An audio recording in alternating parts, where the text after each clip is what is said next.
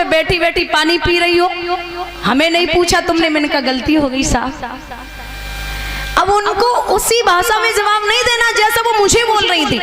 अगर सामने कोई तुमसे बदतमीजी से बात कर रहा है तो उसको प्यार से मारिए, उसको आप प्रेम से मारिए। या फिर आपके पास जवाब नहीं है तो आप जवाब मत दीजिए। याद रखिए हमेशा वो तिल तिल मरेगा। आपको कोई बहुत कड़ी भाषा में बात कर रहा है तो आप उससे प्रेम से बात कीजिए, अपने आप मर जाएगा वो, उसे जवाब देने की जरूरत है ही नहीं।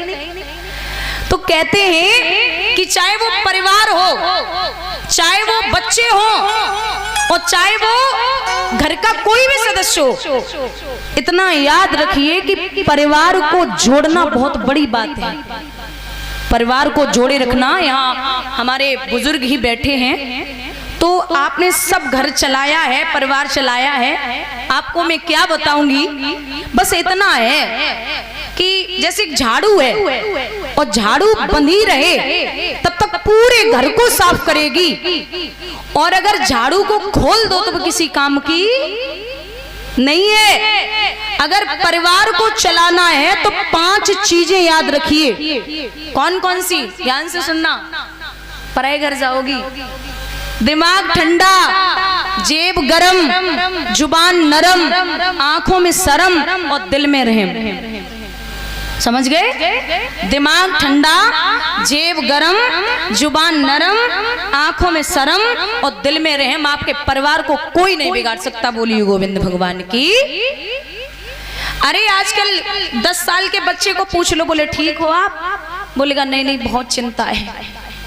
अब उसको ये पूछा जाए 10 साल वाले को तुझे क्या टेंशन है भाई? पढ़ाई हद से हद बहुत, और क्या है? माँ बाप सब कुछ दे ही रहे हैं। आदमी के घर में ड्रेसिंग टेबल का सेट है, सोफा सेट है, डाइनिंग टेबल का सेट है, लेकिन आदमी का दिमाग अपसेट है। ये बहुत बड़ी बीमारी है, बहुत परेशान है व्यक्ति। मैं घर उसे नहीं बोल सकती जिसके 10 मंजिल मकान बने हो, वो मकान ही है, वो घर नहीं हो सकता। घर हम उसे कहते हैं चाहे एक कमरा बना हो और वहां 3 लाख की डाइनिंग टेबल नहीं है खाना खाने के लिए, एक चटाई पड़ी है उस पे 4 भाई इकट्ठे होके भोजन कर रहे हैं और एक दूसरे से सुख दुख की पूछ रहे हैं, इससे बड़ा प्रेम दुनिया में दूसरा नहीं है। अरे जो भाई शाम को एक दूसरे से पूछ ले कि आपका पूरा दिन में क्या काम हुआ, आपने क्या किया, आप ठीक हैं, परिवार सही चल रहा है, और भले ही भाई अलग अलग रह रहे हैं, कोई कहीं है कोई कहीं है, तो आप शाम को काम से निवृत्त हो तो एक बार फोन करके पूछ लें कि तुम्हारा आज काम सही हुआ, आज आप ठीक हैं, परिवार कैसा चल रहा है, तो संतुष्टि मिलती है। ऐसे समझ लो आप शहर में जाएंगे कहीं भी और शहर में जाके कोई 4 भाई 4 अलग अलग कमरे लेंगे और एक का रेंट है, मान के चलो किराया है 5,000 रुपए, तो 5 को 20,000 हो गए 4 कमरों के। अगर वही 2 कमरों में 2-2 भाई इकट्ठे हो जाएं, बड़े बड़े कमरे हों और 5,000 किराया हो तो कितने बचे? 10 बच गए। और इकट्ठे हैं, वो सबसे बड़ी बात है कि वो एक साथ ही बैठे हैं, एक साथ बैठे भोजन कर रहे, परिवार को चला रहे। आजकल देखा जाए तो अगर बड़ा भैया छोटे भैया के बच्चे को 20 रुपए पकड़ा दे चुपचाप, और कई पत्नी ने देख लिया, दे आए, हो जाओ बर्बाद, बस यही था तुम्हारा, जिंदगी भर लुटाते रहोगे, तुम कभी नहीं चल पाओगे सही से। तो चुपचाप परिवार को चलाते, भाई भाई आपस में मिल नहीं पाते। मैं निवेदन करती हूं दादा कि जीवन में घर में बहू लाना, बहू रानी लाने की कोशिश मत करना। बहू आएगी वो परिवार में संस्कार लेके आती है। आप लाखों रुपए करोड़ों रुपए ले लो, लेकिन अगर उसमें संस्कार नहीं है तो बच्चा अगर कार मांग ले, बोले पिताजी हमें कार चाहिए, और बाप अगर कार न दे पाए तो बच्चा 4 दिन खाना नहीं खाएगा, बोलेगा भोजन ही नहीं करना है मुझे, आपने कार नहीं दिलवाई। लेकिन याद रखिए, कार न दे पाओ तो चलेगा, लेकिन संस्कार देने बहुत जरूरी है, उससे उसका जीवन कटेगा। संस्कार आपने दे दिए, फिर आप जीवन पर्यंत तक खुश हैं, क्योंकि संस्कार अभी देखने को मिल रहे हैं।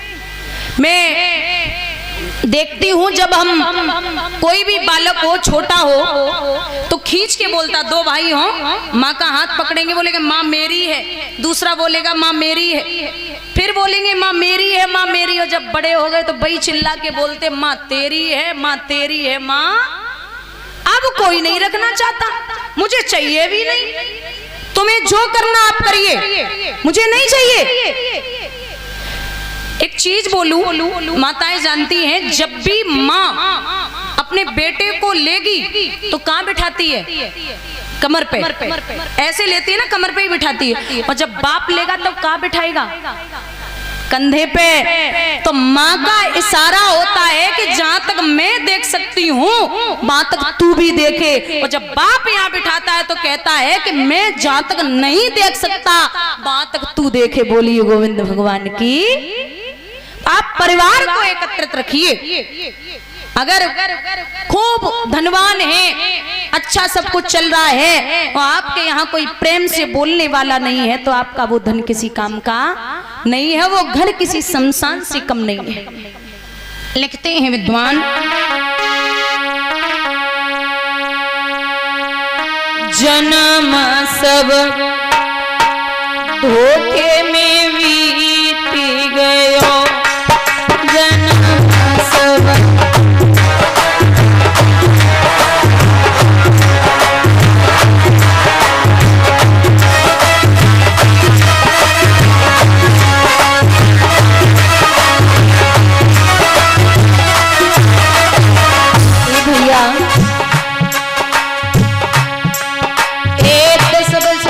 खेलन में बीते 20 जवान भयो। हाँ 10 बरस खेलन में बीते 20 जवान भयो। 30 बरस माया के फेरे देश विदेश गयो। सब धोखे में बीत गयो।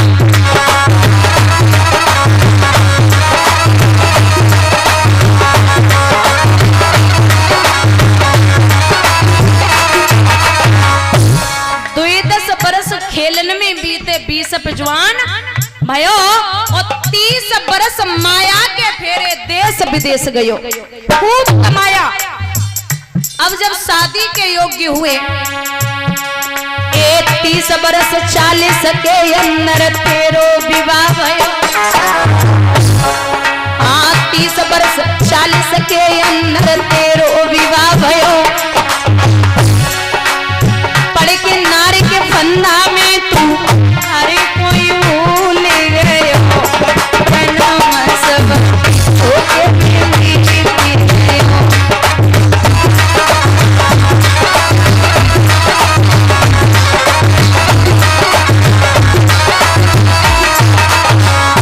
शादी हो गई, पत्नी के साथ हैं, बड़े प्रसन्न हैं। अरे हमारी पत्नी को सर दर्द भी न हो जाए, बहुत अच्छी है, पतिव्रता है। पूरी रात नींद नहीं आती, खांसी आएगी, आवाज लगाएंगे तो फिर परिवार वाले यही सोचते हैं कि अब ये निकलने बहुत हो गया, हमसे सेवा नहीं होती। जिनके लिए पूरे जीवन पर्यंत तक कमाया वही चिल्ला के बोलते कि अब इनको नहीं झेल पाएंगे। तब नाती बेटा दे रहे गारी,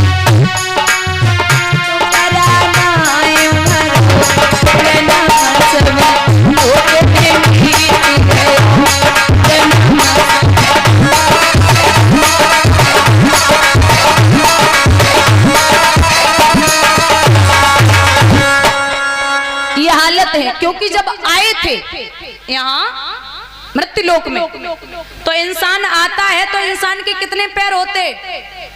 दो पैर होते। पक्षी के आकाश में उड़ो, चाहे जा रहा हो चाहे जैसे घूमो। और जब शादी हो गई तो कितने हो गए? 4 पैर होते। पशु के शादी होते ही होते खूंटा से बन गए। अब 2 बच्चा हो गए, कितने है गए? 8 पैर होते। मकड़ी के जिंदगी भर जरा बनाते रहो, फिर वह जरा से निकलने वाले नहीं। ये हालत है इंसान की। इसलिए निवेदन है कि आप आए हैं तो ये नहीं है कि हमें आके यहाँ कुछ भी नहीं करना, शादी करनी, बच्चे पैदा करने हैं और चले जाना है।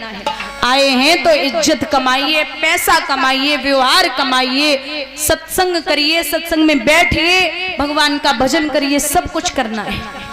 क्योंकि उसको जवाब भी देना, जिसने ये शरीर दिया है उसे जाके हम क्या बोलेंगे कि हम जैसे आए थे बस पशुओं की तरह ये व्यवहार किया और चले गए।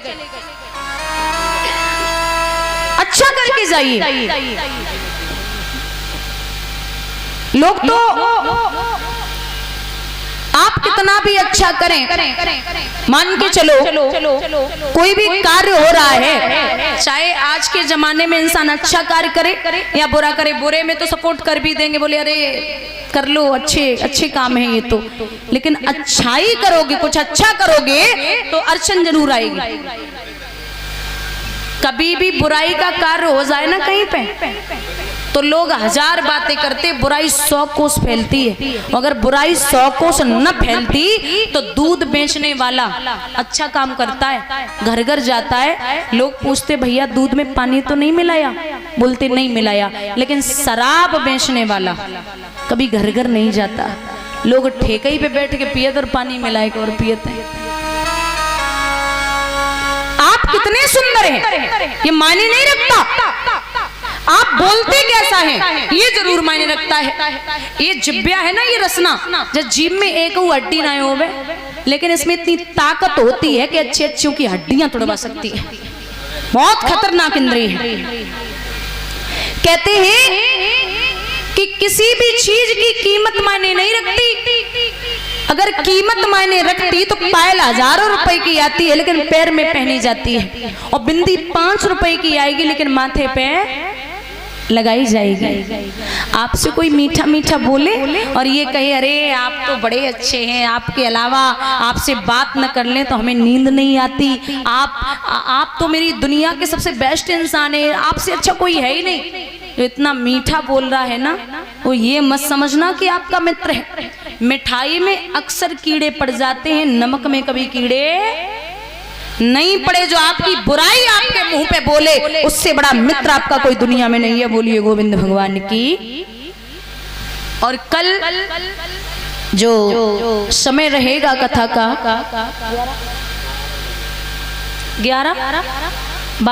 12 से 5, 12 से 5, और कलश वाली कन्याएं जो हैं वो अपने अपने कलश के पास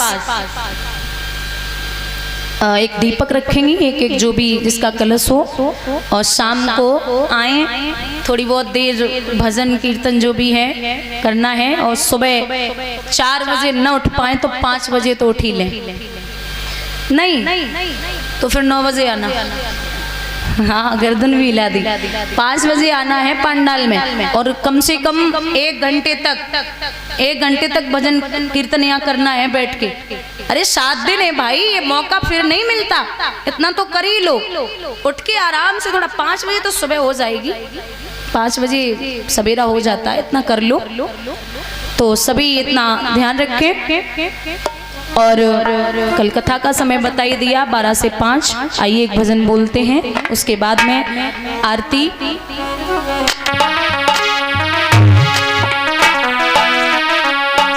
हमारी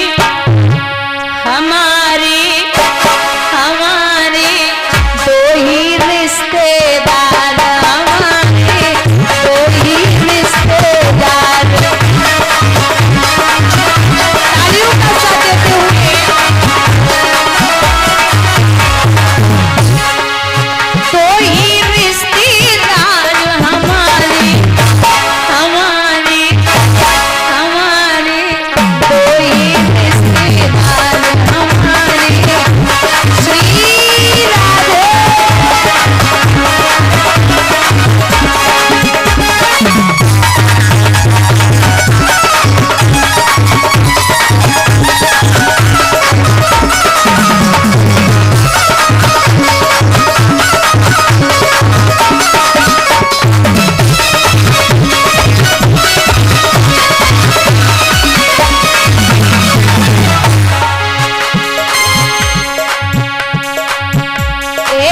करुणामयी राधिका रानी,